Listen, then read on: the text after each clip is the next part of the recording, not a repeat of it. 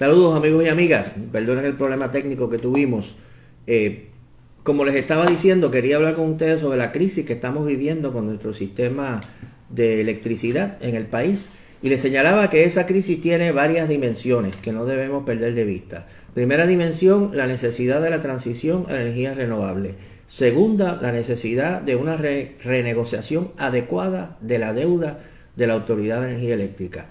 Y en tercer lugar, el problema de la administración de nuestro sistema de energía eléctrica y el problema que plantea el contrato de Luma. El contrato de Luma es un aspecto de esa crisis energética. Como es el más caliente, como es el que nos afecta más inmediatamente, voy a empezar por el contrato de Luma, pero quiero decir dos o tres cositas al final sobre esas otras dos dimensiones del problema energético que enfrentamos y que nunca debemos perder de vista. Lo que estamos viviendo en este momento es un fracaso más de la política de privatización de servicios esenciales. Servicios que deben ser servicios públicos, que se provean adecuadamente y que se piensa que la solución es la privatización. Este modelo, esta fórmula ya fracasó en la Autoridad de Acueductos y Alcantarillados. Quizá las personas más jóvenes no recuerdan que en dos ocasiones se privatizó la administración de acueductos y alcantarillados, primero con una empresa que se llamaba Compañía de Aguas y después otra que se llamaba Ondeos. En ambas ocasiones fue un fracaso y el gobierno tuvo que retomar la administración de acueductos y alcantarillados. En estos días hemos estado viendo también el colapso de nuestro sistema de salud, la pérdida de profesionales de la salud que se tienen que ir del país porque ya no aguantan los abusos de las aseguradoras, porque tenemos un sistema que está secuestrado por las aseguradoras privadas, resultado del proceso de privatización de nuestro sistema de salud que empezó a finales de la década del 90. Así que ahí también estamos viviendo ese fracaso de esa política de privatización. Nosotros hemos planteado alternativas a esa crisis, no voy a hablar de eso ahora porque no es el tema de hoy. Y en tercer lugar, ahora estamos viendo el fracaso de la política de privatización en energía eléctrica a través del contrato de Luma. En Puerto Rico siempre se nos dice que hay dos alternativas. Una, el mal servicio público, la mala administración pública o la privatización. Por eso alguna gente dicen, no podemos abandonar a Luma, no podemos abandonar la privatización porque sería regresar a lo que teníamos antes. Como si lo que teníamos antes, la mala administración pública, fuera la única otra alternativa. Pero hay tres alternativas, no dos. Está la alternativa de la mala administración pública que no queremos, está la alternativa de la privatización que no funciona y está la alternativa de la buena administración pública, que es posible si existe la voluntad para implantarla. Y no solo es posible, sino que ha existido en Puerto Rico. Hay que recordar que la Autoridad de Energía Eléctrica misma, que hoy está en una situación tan lamentable, en la década del 40 y la década del 50 y la década del 60, como entidad pública, hizo una obra monumental de transformación de nuestro país, de electrificar a Puerto Rico, de llevar la electricidad a todos los campos de Puerto Rico. Antes de la Autoridad de Energía Eléctrica había electricidad en el casco urbano de San Juan, en el casco urbano de Ponce y en el casco urbano de Mayagüez, que proveían tres empresas privadas en Puerto Rico. La gran mayoría del país no tenía servicio eléctrico. Quien creó todo el sistema de electrificación del país fue lo que antes se llamaba la Autoridad de Fuentes Fluviales, que es la antecesora de la Autoridad de Energía Eléctrica. Y por muchísimos años tuvo una administración muy eficiente, con el compromiso de trabajadores, de gerentes, de ingenieros. Y era una empresa que emitía bonos para poder financiar esa infraestructura y que pagaba sus bonos y que tenía un crédito buenísimo en los mercados de valores por la buena paga que era la Autoridad de Energía Eléctrica. Así que no hay ninguna razón por la cual no exista una buena administración pública de nuestro sistema eléctrico. Como se estaba discutiendo hoy en las vistas públicas que se estaban celebrando, nuestro sistema eléctrico, como en otros lugares, es un sistema integrado, es un sistema que está compuesto por diferentes partes que tienen que funcionar todas bien y todas de manera sincronizada para que el sistema funcione. La generación, la transmisión, la distribución, el servicio a los usuarios, el reporte de querellas y que se atiendan las querellas, todo eso es un único sistema desde el punto de vista técnico. Y uno no sabe en qué cabeza cabe la noción de que ya que es un sistema integrado y que tiene que funcionar de manera integrada, va a ser bueno para ese sistema literalmente descuartizarlo, literalmente desarticularlo y encargarle a diferentes empresas privadas que operen diferentes partes de ese sistema. Eso no tiene ningún sentido. Y la idea de que el fin de lucro de estas empresas privadas va a generar eficiencia tampoco tiene ningún sentido. Estas empresas precisamente van a sacrificar los servicios que el país necesita en aras de aumentar sus ganancias, porque a diferencia de las empresas públicas, su objetivo es el lucro privado, no es proveer un servicio. Así que nosotros insistimos, hay tres alternativas. No es regresar a una autoridad que funcione de manera ineficiente, pero la solución no es la privatización, la solución es la transformación de nuestros servicios públicos, sea salud, sea educación, sea acueducto, sea energía eléctrica, la transformación de esos servicios públicos en unas estructuras que sean democráticas, que sean participativas, que estén dirigidas, por ejemplo, por representantes de los usuarios, de los consumidores, de la comunidad, de los trabajadores que son los que construyen ese sistema y que estén comprometidos con un sistema que sea eficiente y que cuando no funcione eficientemente haya consecuencias para los que no están cumpliendo con su responsabilidad y sean removidos de los puestos que estén ocupados.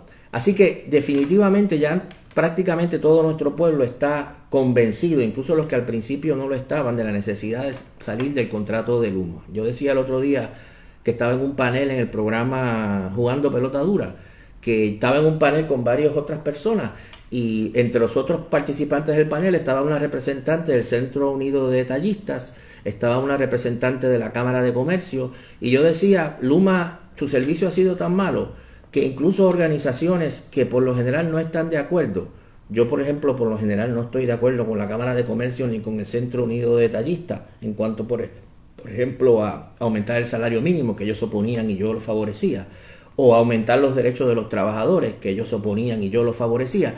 Pero en este tema, Luma ha sido tan terrible que hasta los que estamos en posiciones distintas muchas veces estamos de acuerdo que el servicio de Luma ha sido terrible para los comerciantes, para los pequeños empresarios, para las grandes empresas y para las personas y las familias individuales. ¿Cómo salir del contrato de Luma? Bueno, primero que nada tenemos que seguir insistiendo ante el gobernador, que es el que en última instancia como jefe del Ejecutivo tiene la posibilidad de cancelar este contrato, que es necesario cancelarlo. Ustedes han visto que la presión del pueblo ha tenido cierto efecto. El gobernador hasta hace varias semanas decía que estaba satisfecho con el desempeño de Luma. Luego dijo que no estaba satisfecho. Luego dijo que había que hacer unos cambios y que si no se hacían los cambios, él no descartaba cancelar el contrato. Así que poquito a poquito, pulgada a pulgada, empujón a empujón, él ha tenido que ir reconociendo el mal funcionamiento y el mal desempeño que ha tenido el contrato de Luma. Yo creo que todavía hay que seguir la presión. Desafortunadamente ya el gobernador dijo, luego de una conferencia de prensa que hizo hoy Luma, que sus preocupaciones han sido atendidas y que le va a dar otro break a Luma, ¿verdad? Yo me sospecho que aquí hubo un juego de, como llaman ahí en la calle, de pitcher y catcher, ¿verdad? Que el gobernador le dijo a los jefes de Luma, mire, yo voy a hacer una crítica bien fuerte, ustedes hagan una conferencia de prensa en la que dicen que van a atender el problema y entonces yo digo que está bien, están atendiendo el problema. Pero el gobernador aún así ha tenido que reconocer los graves problemas del desempeño de Luma y nosotros tenemos que insistir en que dé el paso definitivo hacia cancelar este contrato. Por eso es bien importante la actividad que se va a realizar mañana, jueves 25, desde las 5 de la tarde, aquí frente a Fortaleza, y todo lo que hemos estado sufriendo, los embates de Luma, los apagones continuos, los apagones extensos, el daño de los enseres, la precariedad de uno no saber si va a tener electricidad o no va a tener electricidad, las personas que tienen personas enfermas en sus casas o adultos mayores en sus casas que se ven particularmente afectados por la falta de electricidad, los que tienen niños como tengo yo, que muchas veces están haciendo la asignación. Semana pasada me pasó 5 o 6 veces porque fue terrible la semana pasada, que están haciendo la asignación en su casa, en la computadora o con una lámpara en el escritorio y se va la luz y no pueden continuar haciendo su trabajo. Todos los que tenemos todas las razones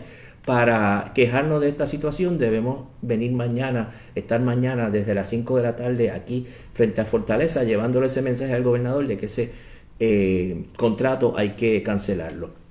Nosotros se han presentado varios argumentos en contra de la cancelación. Uno es que el contrato, cancelarlo, le puede costar una penalidad al gobierno de Puerto Rico y por tanto al pueblo de Puerto Rico. Y es innegable que el contrato de Luma es un mal negocio, ha sido un mal negocio para Puerto Rico.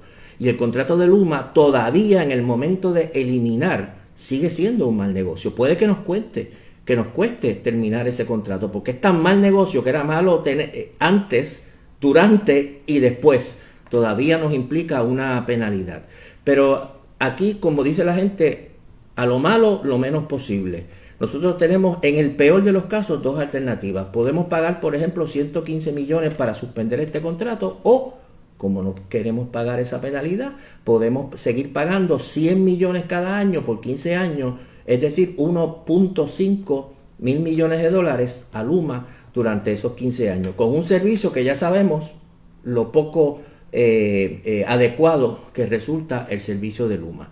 Un periodista me decía esta mañana, me lo comparaba como diciendo, yo contraté a una persona para que me hiciera un trabajo en una terraza, me iba a costar 15 mil dólares, luego de varias semanas me di cuenta que la persona era un desastre, ya le había pagado 1.500 dólares, que fue lo que me dijo, creo que fue lo que me dijo, y yo decidí, bueno, que lo mejor es despedirlo, y perdí 1.500 dólares, porque el otro era pagarle los 15.000 y al final tener una chapucería en mi casa. Así que es terrible uno perder 1.500 dólares en el ejemplo que he dado, pero más terrible es perder 15.000 y acabar con una chapucería. Así que es un mal negocio. Aquí la diferencia está en que cuando usted hace algo en la terraza de su casa, usted es responsable de ese mal negocio, usted escogió mal y ahora sufre las consecuencias. Aquí no escogimos nosotros, ni usted ni yo escogimos a Luma, lo escogieron los promotores de la privatización y ahora nosotros tenemos que pagar los platos rotos, que ya los estamos pagando con el mal servicio de Luma y ya lo estamos pagando con los 100 millones que pagamos cada año para que Luma dé un mal servicio y quizás haya que pagarlo también con una penalidad para salir de Luma. Pero repito, la otra opción es peor. Ahora bien, dicho eso, hay posibilidades legales de que esa penalidad posible de la cancelación del contrato de Luma se reduzca al mínimo.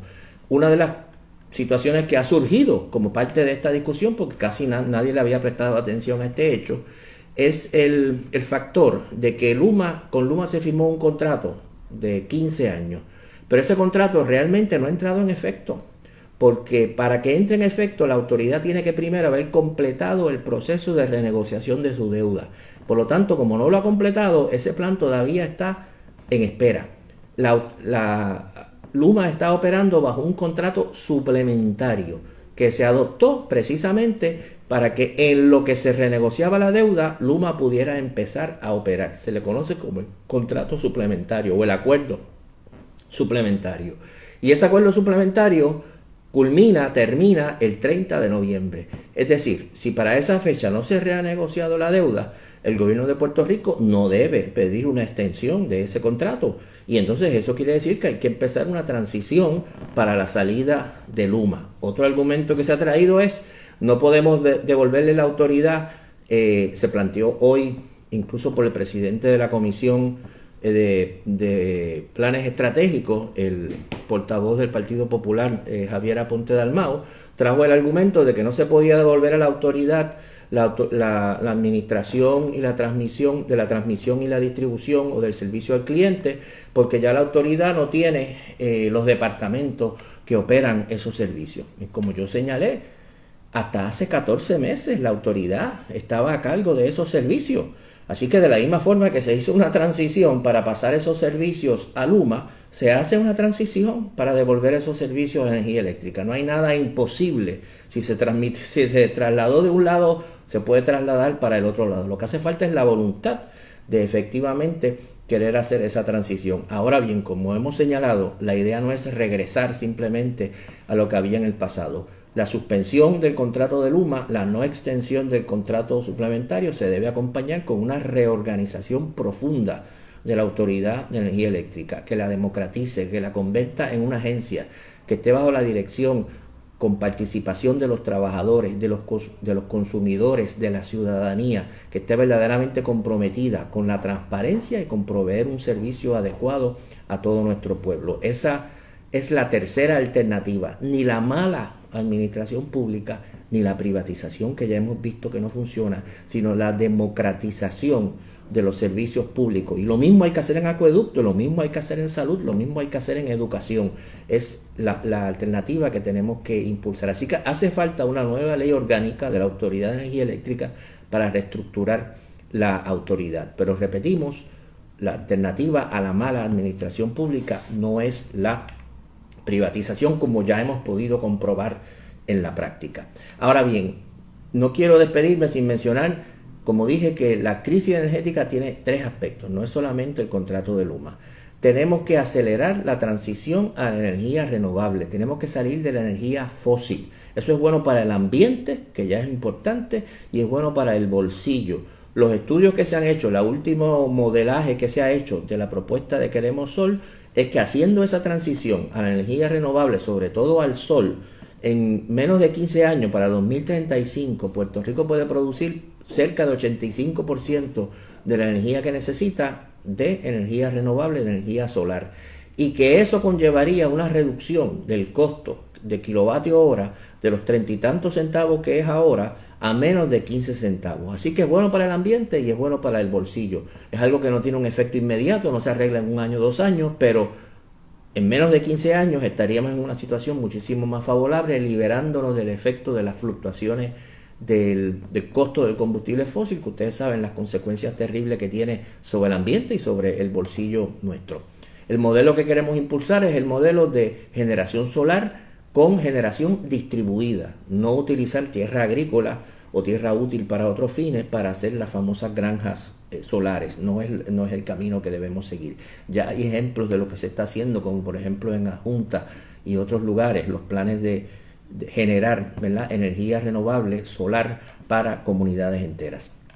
El segundo tema que tenemos que discutir es la adecuada renegociación de la deuda de la Autoridad de Energía Eléctrica. Ese proceso está en curso y ese proceso tiene que traducirse en una reducción considerable de la deuda de la autoridad.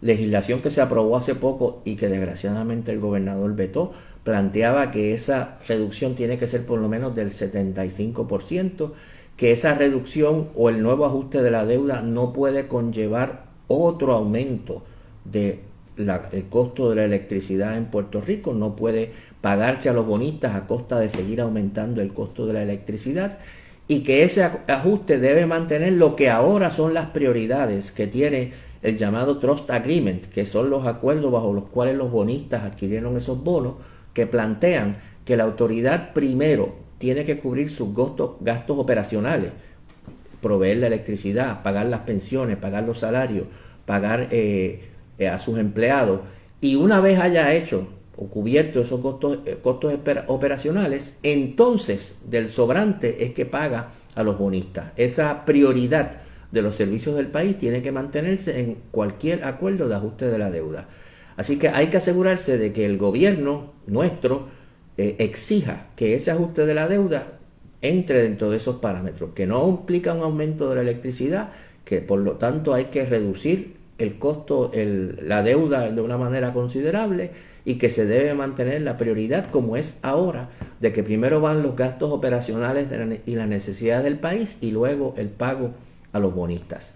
Así que transición acelerada a la energía renovable, renegociación adecuada de la deuda de la autoridad, salir del contrato de Luma y transformar la manera en que se administra nuestro sistema de energía eléctrica. Ese es el camino que debemos seguir, y lo que debemos impulsar y lo que debemos exigir. El Movimiento Victoria Ciudadana está comprometido. Nosotros desafortunadamente no somos el Ejecutivo ni tenemos mayoría en la legislatura, pero en la medida que nuestra minoría legislativa puede impulsar cualquiera de esas agendas, esas 4 agendas, transformar la autoridad, hacer la transición a la energía renovable, renegociar la deuda de manera adecuada y salir del contrato de Luma, en la medida que podamos impulsar cualquiera de esos 4 elementos de esa agenda, lo vamos a seguir haciendo como lo hemos hecho en el pasado con diversos tipos de legislación, Alguna de ellas se ha aprobado, el gobernador la ha vetado, alguna de ellas no se ha aprobado, no la han querido atender, pero seguimos haciendo ese trabajo. Pero sabemos que tan importante como el trabajo en la legislatura es la movilización en la calle. Ustedes saben que la consigna de nuestra oficina es en la legislatura y en la calle. Muchas veces sacamos un boletín con información durante las actividades, que así mismo se llama, en la legislatura y en la calle. Y mañana es el día para estar en la calle, desde las 5 de la tarde frente a Fortaleza, exigiendo que se termine de una vez por todas el purgatorio en que nos tienen con este contrato de Luma. Así que espero verlos a todas y todos mañana. A partir de las 5 estaremos allí frente a Fortaleza, exigiendo que termine este contrato de una vez por todas y exigiendo los otros elementos de nuestro programa energético, que como ya les he dicho varias veces, transición a energía renovable, renegociación adecuada de la deuda y reorganización y democratización del sistema, en este caso de la Autoridad de Energía Eléctrica. Así que muchísimas gracias por su atención y nos vemos mañana frente a Fortaleza a partir de las 5.